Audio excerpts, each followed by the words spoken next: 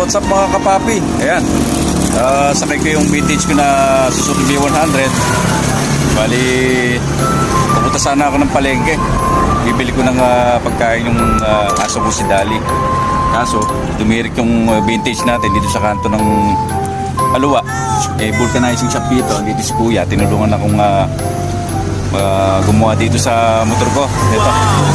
Bali si Kuya, parang ano siya, pipe. Pero naghahanap buhay siya. Ayan, meron siyang vulcanizing shop dito sa kanto ng Aluwa. Si Kuya, nagkakagandang loob. Tinawag niya ako kanina, nasa init ako. Ayan. Ito, wala palang supply yung walang daloy ng gasolina yung sa karburador. Ayan. Kuya. Ayan. Magkaya ka kuya. Kuya. Magkaya ka. Si Kuya.